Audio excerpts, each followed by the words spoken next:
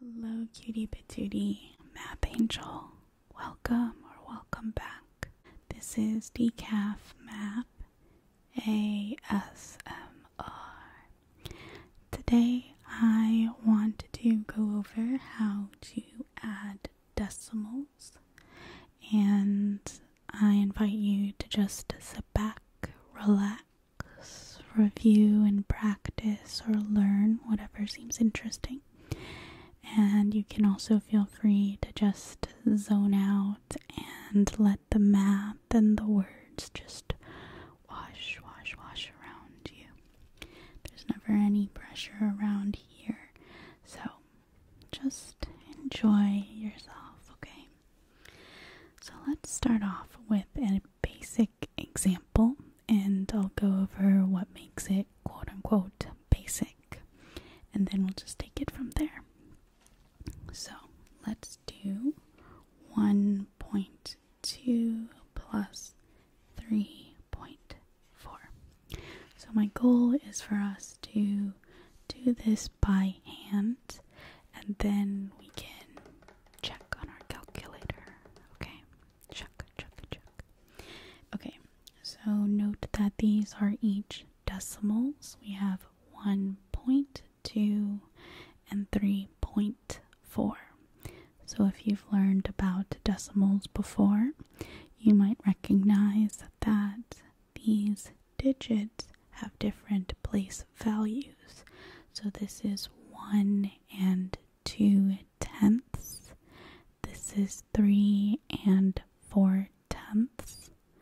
And so the 4 and the 3 don't have the same value. So when we add these, we want to put one number above the other.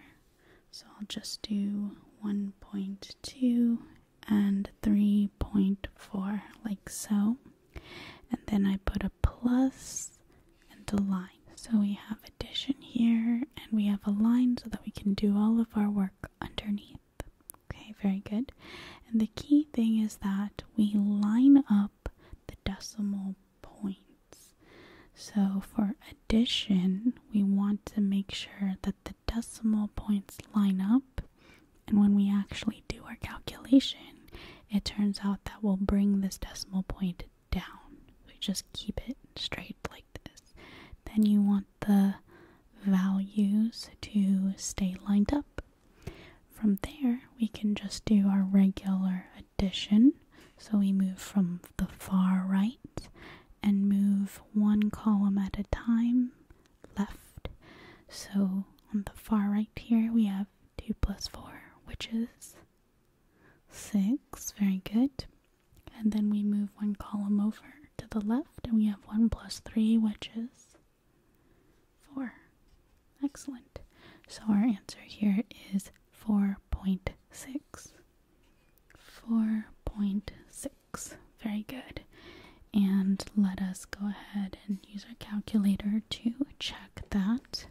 So 1.2 plus 3.4 is indeed 4.6. Awesome work. Okay, so the reason that this is one of our relatively more basic examples is because you can see here both of our decimals have the same number of digits, and we can just line up the decimal points. And when we actually carry out the addition itself, there's no carrying, or in this case we don't have large numbers, so it's still pretty straightforward. So if you were to see this question, you could theoretically basically do this in your head. You could just do 2 and 4 is 6, 1 and 3 is 4, 4.6. But you don't have to if you don't like mental math. But just theoretically, this is one of our nicer examples. So let's challenge that. Of course, that's where I'm going with this. Let's step it up just a little bit. Nothing too scary or anything, no worries. But we're just going to challenge ourselves. So 2.7 plus 3.9.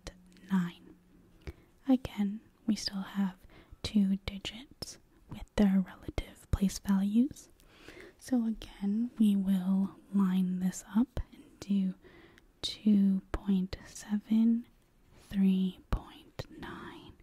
Put our plus down, put our line down, and then we go ahead and bring down this decimal point.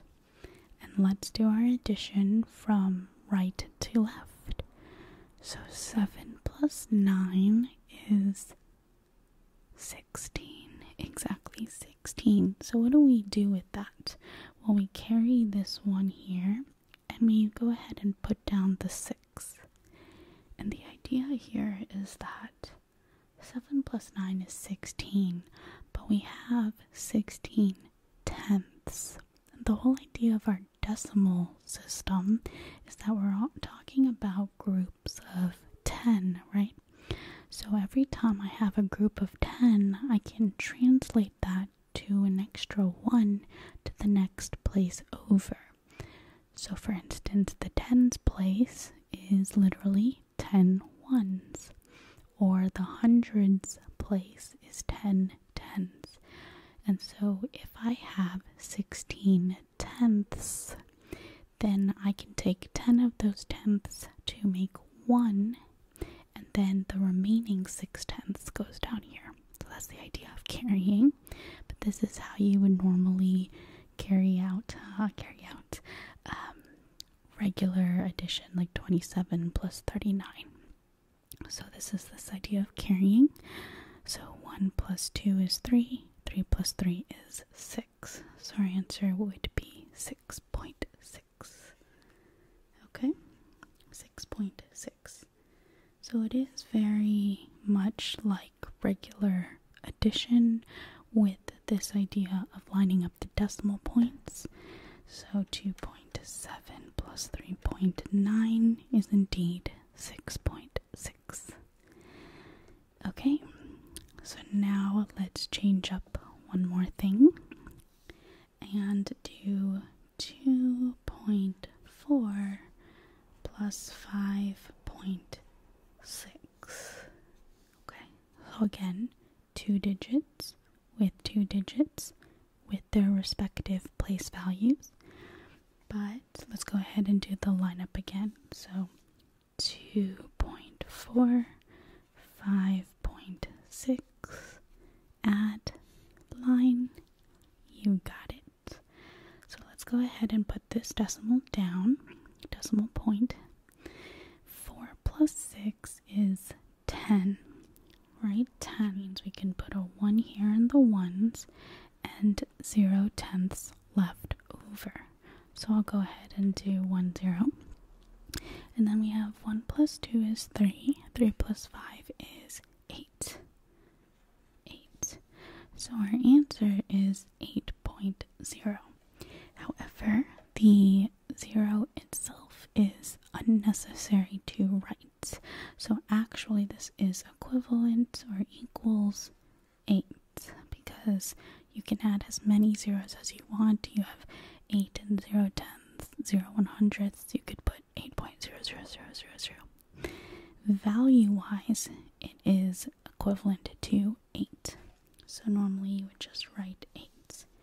However, I did want to note that this is the most simplified answer, 8, but in some cases, depends on the context in which you are doing this addition. So for instance, if you're doing some kind of scientific calculation, you might still want to leave 8.0 to indicate significant digits. You want to imply that you are being this accurate, this magnitude of 10 accurate. So 8 just tells you the absolute value, the exact value, but 8.0 gives you a little bit more information. Or even if you did 8.00, for instance, even though that equals 8, it kind of suggests that you are measuring up to the hundredths place. So situationally, you will go ahead and leave 0. Or even if, for instance, you are counting change, if you do $2.40, you would go ahead and put zeros, or $5.60. So in that case, you would do 8.00, even though it means $8, right? So situationally, you can go ahead and still leave zeros, but I just wanted to show you that that is the same as 8. Okay, very good. So now we are ready to move on to a slightly more complicated case. Again, not too much, nothing to be scared of, but let's do I don't think I checked this. Let's do 2.4 plus 5.6 is indeed 8, and see, they wrote 8 rather than 8.0. Okay, so the next one, let's go ahead and do 1.22 and 3.4. So very similar to this first example, but with one more digit. So here we have 1 and 2 tenths and 2 100ths, and this is just 3 and 4 tenths. So we're going to line the numbers up again. Make sure you line up the decimal point, and this is where it's especially important to do plus and line. So here you can see that we have a different number of digits here, right? So we really want to make sure that we're lining this up, as opposed to doing something like 1.22 and 3.4. Okay, so for addition, you don't want to do it like this. You want to have the decimal point lined up. So we'll bring that down. The only difference for this kind of case is that when we start at the far right here, 1.22, 3.4, when I do 2 plus what? 2 plus what? Well, all we have to do is pretend there's a little 0 here, right? Because there's nothing in the hundredths place for 3.4, so we just put in a 0, and we can put however many zeros we need depending on the two numbers. So now I can do 2 plus 0 is 2, indeed. And then 2 plus 4 is 6. Then boop, boop, boop. And then 1 plus 3 is 4. So we get 4.62. 4.62. So 1.22 plus 3.4 is 4.62.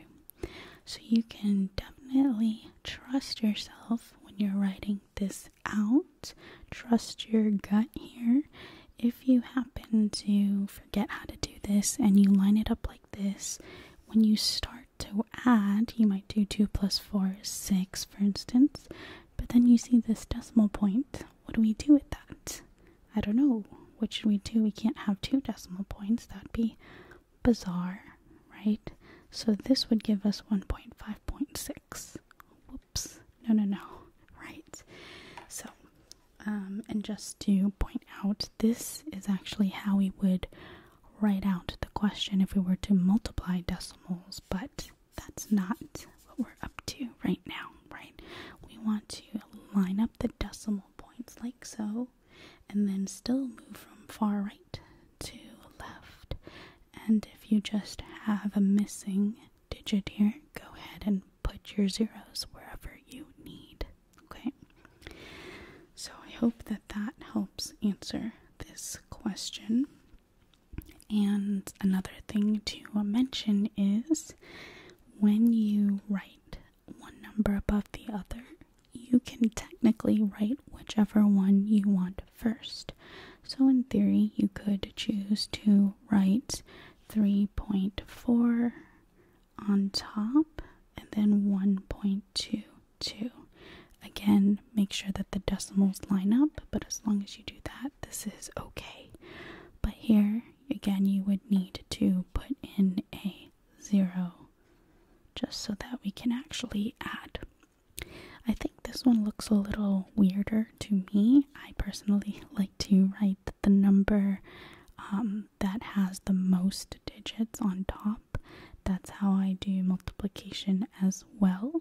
But just theoretically know that it's not wrong, technically speaking, to write the other way. So that's all up to you.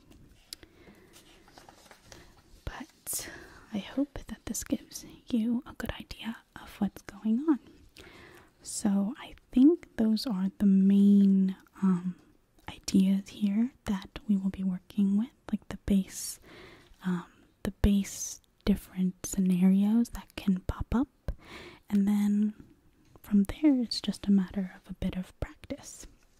So let's go ahead and do 3.1415 plus 9.26. Do you recognize these digits, by the way? Some digits of pi here. So again, line up one above the other. Let me just go ahead and put this away. So we have 3.1415 and 9.26 plus line up the decimal points, so like so. And then I move from the far right, and I have 5 plus blank, so I go ahead and put a 0, and I'll also go ahead and add another 0 here. And if for whatever reason you have an example where you need a digit in the front, that's okay too. 0, 9 is the same as 9, so add zeros as much as you need, but never in between these digits. You can't do 3.014 because you're shifting the value of the 1. So the zeros are free to be added at the end and the beginning of the numbers, but never in between digits, okay? So 5 plus 0 is 5. 1 plus 0 is 1. Very good. 4 plus 6 is 10. Good. So we carry that 1, put down the 0. 1 plus 1 is 2. 2 plus 2 is 4. Very good. And then 3 plus 9 is 12. Exactly. So here it's up to you. Usually you just go ahead and write the 12 because we're all done. There's nothing to carry. But if you prefer, you could do 1, 2, and then put in 2 zeros here, and do 1 plus 0 plus 0. But either way, we're at the far left, so we can just go ahead and put the 12 down. So 12.4015 is our answer. 12.4015. Very good. So, oops, I'm just writing the answer as though we just know it. 3.1415 plus 9.26 is 12.4015. So that would be 12 and 4,015 10,000ths. And you could simplify that fraction, but that's the general idea. Okay? I think that will conclude our video for now. I think we touched on all of the different cases, I suppose. Let me know if you come across any, or if you just see any other types of practice questions. Subtraction is a similar idea. You want to line up the decimals again, and just keep in mind if your answer is going to be positive or negative, but addition and subtraction always go together. So if this is how you do addition, subtraction is going to be just about the same. And I'm trying to remember if we've done multiplication before or not on the channel. I think we have, but if that's something you want to go over again, I would be happy to. Just let me know in the comments. But otherwise, I hope that this was a nice little review. You can trust yourself. That's the message that I want to leave you with here. Trust yourself. Take it step by step. Take your time. And if you are asleep right now, I'm wishing you a sweet, sweet mathy dreams. If you are going to continue on with your day, hope it's a good one, and I will see you around for